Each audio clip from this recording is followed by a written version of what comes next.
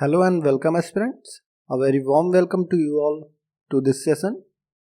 I hope you all are doing great and preparing for SEBI exam. This session is especially for research stream aspirants preparing for SEBI grade A exam.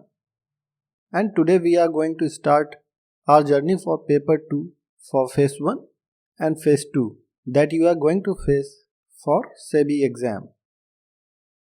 SEBI के paper 2 में 50 MCQs आते हैं and that is a decided to make you win or lose. So इस paper 2 पर बहुत कुछ depend करता है and this makes equally important for you all to prepare for this. SEBI का फोकस आपकी theoretical, analytical and general knowledge check करने में रहता है and इन 50 MCQs में एक अच्छे proportion के MCQs वह आपकी एनालिटिकल एबिलिटीज को टेस्ट करने के लिए देता है. So therefore econometrics and mathematical analysis for economics एक बहुत इंपॉर्टेंट कंपोनेंट बन जाते हैं इस एग्ज़ाम के for research stream. And thereafter जब आप इंटरव्यू फेस में पहुंचते हैं तब वहां पैनल में बैठे इंटरव्यूअर्स आपकी एनालिटिकल एबिलिटीज़ को चेक करेंगे एंड वहां भी इकोनोमेट्रिक्स का एक बहुत इंपॉर्टेंट रोल होता है. So econometrics is a must for you all.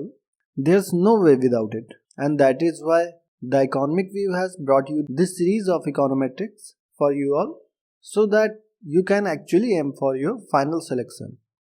आज के सेशन से हम इकोनोमेट्रिक्स की शुरुआत कर रहे हैं एंड आज हम आपको इकोनोमेट्रिक्स से इंट्रोड्यूस कराएंगे. हम आज के सेशन में यह जानेंगे कि आखिर इकोनोमेट्रिक्स क्या है, इसका यूज क्यों किया जाता है, रिग्रेशन का क्या मतलब होता है, यानी all the basics we are going to cover in today's session. So what are we waiting for? Let's start this session.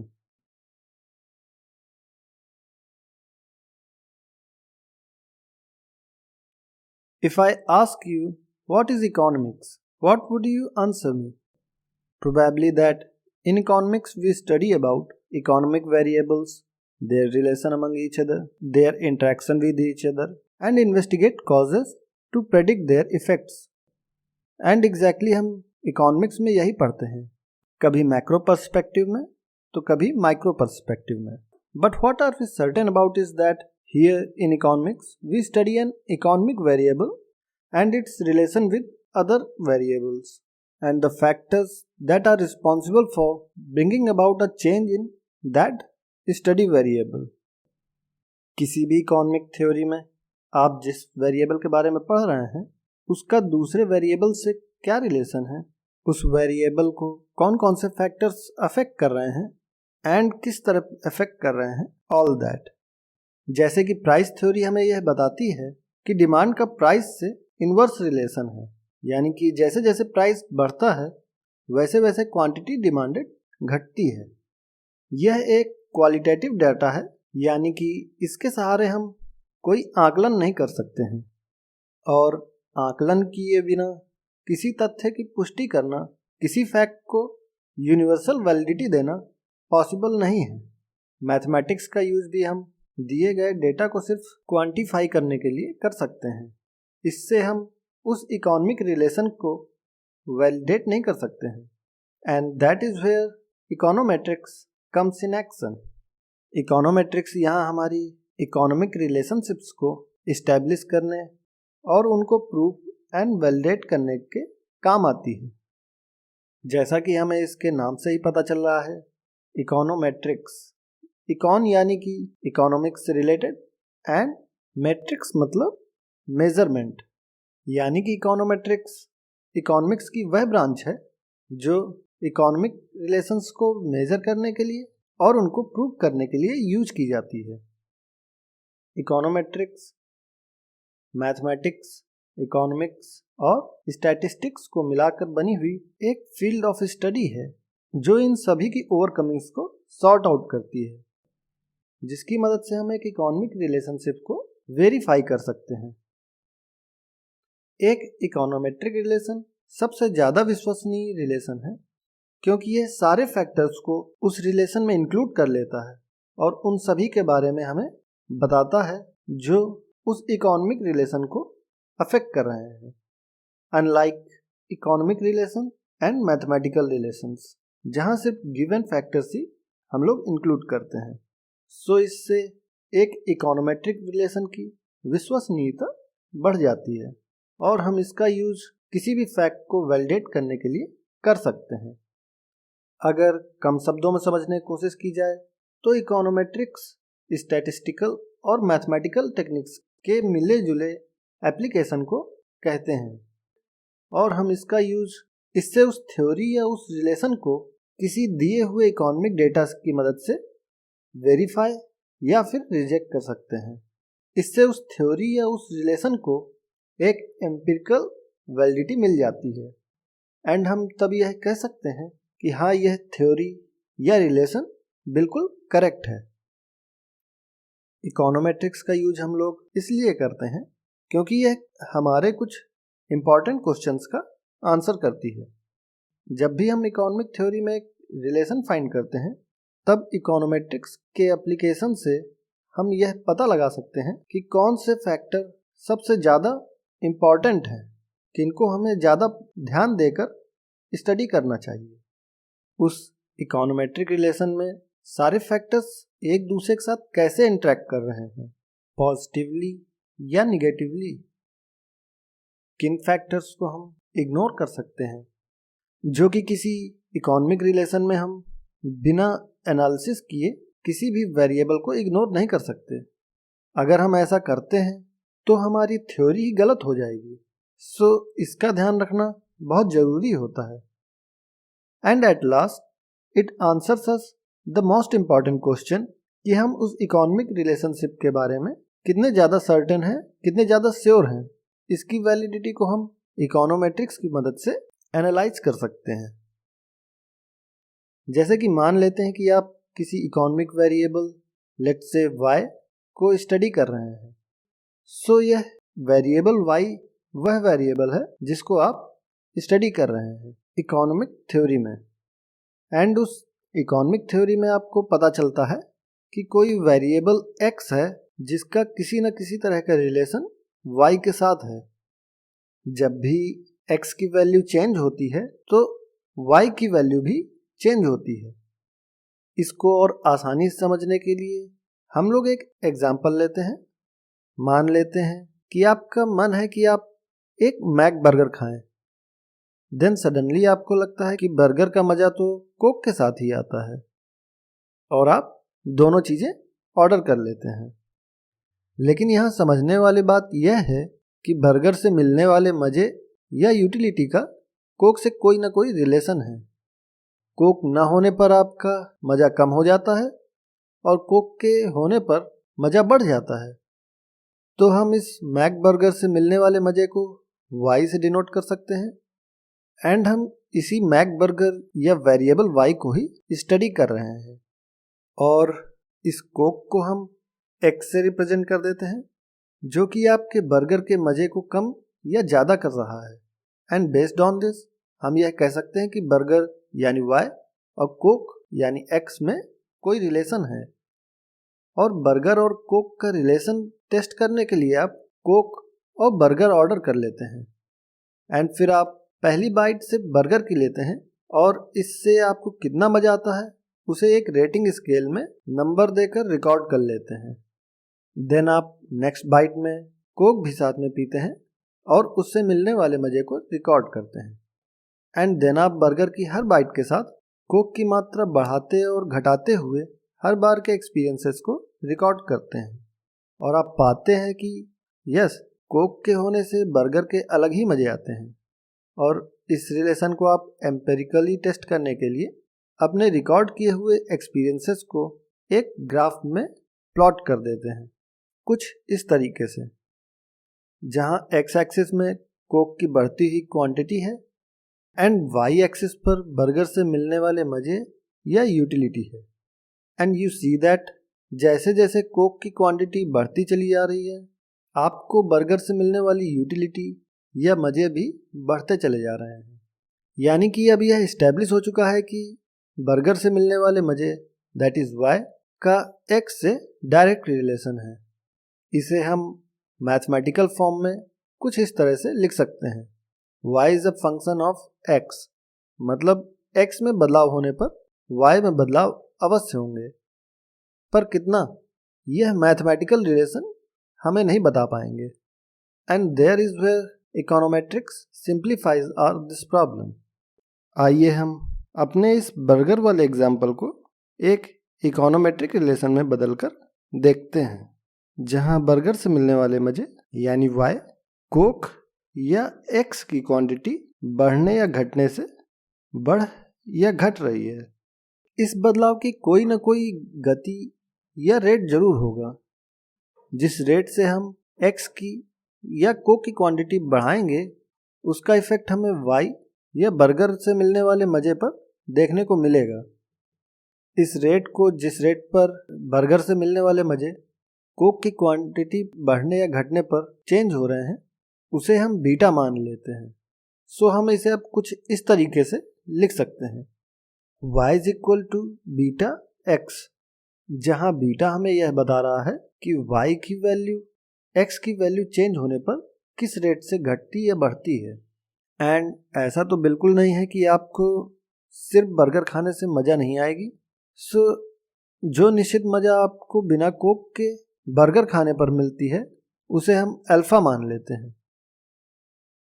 Then हो सकता है कि अपने एक्सपीरियंसेस को रिकॉर्ड करते समय आपसे कोई चूक हो गई हो या एरर्स हो गए हो, या फिर इसके मेजरमेंट में आपसे कोई भूल हो गई हो, या फिर कोई भी ऐसे अदर वेरिएबल्स जो इस बर्गर से मिलने वाले मज़े और कोक के बीच के रिलेशन को अफेक्ट करते हैं उनको आप कंसीडर करना भूल गए हो। तो उन सभी एरर्स के लिए हम यह एप्सिलॉन वेरिएबल को कंसीडर कर लेते हैं। एंड ये जो आपके सामने पूरी एक इक्वेशन है जो आपके स्टडी वेरिएबल बर्गर के बारे में है, वह उसका रिलेशन कोक के साथ इस्टेब्लिश कर रही है। इस रिलेशन को हम एक इकोनोमेट्रिक रिलेशन कहते हैं, जिस रिलेशन के द्वारा हम डिफरेंट वैल्यूज ऑफ x या क्वांटिटी ऑफ कोक से पता लगा सकते हैं कि कितनी कोक के पीने पर हमें कितना मज़ा आएगा। एंड इस रिलेशन में आखिर कितना बायस है कि कितनी यह गलत हो सकती है और कितनी नहीं, यह सब इस इकोनोमेट्रिक रिलेशन से पता लगाया जा सकता है। सो हम इसे अब x की डिफरेंट वैल्यूज़ पर रिग्रेस कर सकते हैं या पता लगा सकते हैं इस दी हुई इक्वेशन की मदद से। इस तरह की इक्वेशन को हम एक रिग्रेशन इक्वेशन कहते हैं, जिस पर हम डिफरेंट इकोनोमेट्रिक टेस्ट्स रन कर सकते हैं। रिग्रेशन एक स्टैटिस्टिकल मेथड है जिसकी मदद से हम दो या अधिक वेरिएबल्स जितने भी हम चाह रहे हैं या पढ़ रहे हैं जिनके बारे में, उनके बीच में आखिर क्या रिलेशन है और किस तरह का रिलेशन है यह पता लगाया जा सकता है। जब भी हम किसी एक स्टडी वेरिएबल का, जिसे हम डिपेंडेंट वेरिएबल भी कहते हैं, उसका रिलेशन हम किसी एक फैक्टर के साथ स्टडी करते हैं जिसे हम इंडिपेंडेंट वेरिएबल भी कहते हैं, ऐसे रिग्रेशन मॉडल को हम सिंपल लीनियर रिग्रेशन मॉडल कहते हैं। इसे हम क्लासिकल लीनियर रिग्रेशन मॉडल भी कहते हैं। इसे डिटेल से हम नेक्स्ट लेक्चर में पढ़ेंगे। आज हम सिर्फ यही समझने की कोशिश कर रहे हैं कि इकोनोमेट्रिक्स आखिर है क्या और उसे क्यों यूज करते हैं। आइए अब इस इक्वेशन के वेरिएबल्स को पढ़ना सीखते हैं और इनके बारे में जानते हैं। आपकी यह regression equation y is equal to alpha plus beta x plus epsilon सामने दी हुई है। यहाँ वेरिएबल y जो है वह आपका स्टडी वेरिएबल या डिपेंडेंट वेरिएबल है। इकोनोमेट्रिक रिलेशंस में हम इसे रिग्रेसेंट कहते हैं। यह वही वेरिएबल है जिससे आप स्टडी कर रहे हैं। इसी के बारे में आप कुछ जानना चाहते हैं या इसके बारे में कुछ फोरकास्ट करना चाहते हैं। वेरिएबल x यहाँ इंडिपेंडेंट वेरिएबल है, जिसकी वजह से आपके स्टडी वेरिएबल या रिग्रेशन में चेंजेस आते हैं। इकोनोमेट्रिक रिलेशन में हम इसे रिग्रेसर कहते हैं। यह अल्फा वह वैल्यू है y या स्टडी वेरिएबल या फिर रिग्रेशन की जब x या कोक की वैल्यू 0 हो, यानी कि यह y या बर्गर से मिलने वाले मज़े को दर्शाता है जब आपने बिना कोक के बर्गर को खाया। इस अल्फा को हम इंटरसेप्ट कहते हैं एंड इसकी वैल्यू हमेशा कांस्टेंट रहती है। जैसा कि आप इस ग्राफ में देख पा रहे होंगे, जब x की वैल्यू 0 है तब भी y की कुछ ना कुछ वैल्यू ज़रूर है, यानी कि तब भी आपको बर्गर खाने पर मज़ा ज़रूर आएगा। इस वैल्यू को हम अल्फा या इंटरसेप्ट कहते हैं। And then we have this beta which is slope parameter. यह वह रेट है जिस रेट से x की वैल्यू कम या ज़्यादा होने पर y की वैल्यू घट या बढ़ रही है।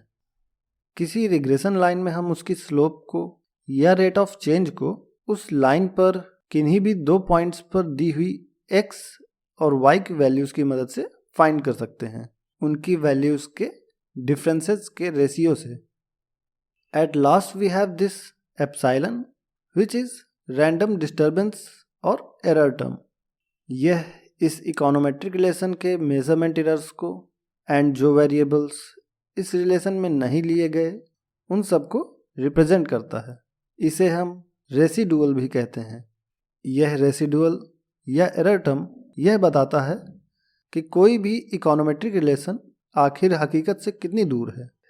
एक रिग्रेशन लाइन में यह आपके एक्चुअल ऑब्जर्वेशंस, जो रीडिंग्स आपने कोक और बर्गर की ली थी, उन ऑब्जर्वेशन से रिग्रेशन लाइन की दूरी को बताने वाली ऐसी सारी वैल्यूज़ का सम है जो इस रिग्रेशन लाइन पर नहीं है। सो हम यह समझ चुके हैं कि आखिर इकोनोमेट्रिक रिलेशन क्या है और उसके दिए हुए वेरिएबल्स का मतलब क्या होता है एंड रिग्रेशन क्या है। ये इतनी चीज़ें हमने आज जान ली हैं। आइए इसे इकोनॉमिक रिलेशन से भी कंपेयर कर लेते हैं। जैसा कि हम जानते हैं, quantity demanded is a function of price. यह हम सब ने इकोनॉमिक्स की थ्योरीज में पढ़ा हुआ है and this is general truth, तो सबको यह पता ही है। तो इस इक्वेशन से हमें यह पता चल रहा है कि जो क्वांटिटी डिमांडेड है वह प्राइस के चेंज होने पर उसमें भी बदलाव होंगे। तो इस मैथमेटिकल रिलेशन से हम यह समझ रहे हैं कि प्राइस के बढ़ने या घटने पर क्वांटिटी डिमांडेड में भी चेंज आएंगे। सो हम इसे अब एक इकोनोमेट्रिक रिलेशन में भी लिख सकते हैं कुछ इस तरीके से। एंड इस रिग्रेशन इक्वेशन को पढ़कर हमें यह पता चलता है कि क्वांटिटी डिमांडेड जो है वह प्राइस के चेंज होने पर चेंज तो ज़रूर होगी, लेकिन हमें साथ में यह भी पता चल रहा है कि उसका रेट ऑफ चेंज बीटा होगा एंड जब इस प्राइस पर कोई चेंज नहीं होगा तब इस क्वांटिटी डिमांडेड की वैल्यू अल्फा होगी। And also we record here the omissions and the errors जो कि हमने इस डेटा को मेज़र करने में किए होंगे। सो यह इकोनोमेट्रिक रिलेशन जो है वह एक बेस्ट फिट है क्वांटिटी और प्राइस के बीच रिलेशन को जानने के लिए, जहां हमें उसके सारे डायमेंशंस के बारे में पता चल जाएगा और यह भी कि वह रिलेशन कितना रिलायबल है, क्योंकि हमने यहाँ पर एरर्स के लिए भी स्पेस छोड़ी है। सो आई होप आप सभी को यह पता चल गया होगा कि इकोनोमेट्रिक्स क्या है और इसे हम क्यों यूज़ करते हैं, and also what is regression equation and उस रिग्रेशन इक्वेशन के सारे वेरिएबल्स हमको क्या बताते हैं, यह आप समझ गए होंगे। नेक्स्ट लेक्चर में हम इकोनोमेट्रिक्स के बेसिक्स से स्टार्ट करेंगे। आज का लेक्चर सिर्फ एक इंट्रोडक्शन था ताकि आप फैमिलियर हो जाएं इकोनोमेट्रिक्स से। So that's it for this lecture. I will see you in next lecture and have that in mind. Set goals that square you and excite you eight the same time. अगर किसी चीज़ के पाने या खोने से आपको कोई मतलब नहीं है एंड किसी चीज़ को अचीव कर लेने की, पा लेने की आप में एक्साइटमेंट नहीं है, तो आप उसके लिए 100% नहीं दे पाएंगे। तो ऐसे गोल सेट कीजिए जो आपको स्केयर भी करें and at the same time आपको एक्साइट भी करें। And with this quote let's end this lecture and I hope you all have learned something new, good and grasping. And if you have, then subscribe the Economic View and do not forget to hit a like for this session and sharing it with your friends. You can find us on YouTube using @ITEV. You can also follow us on Instagram using @The Economic Weave. And as always, stay updated, stay motivated.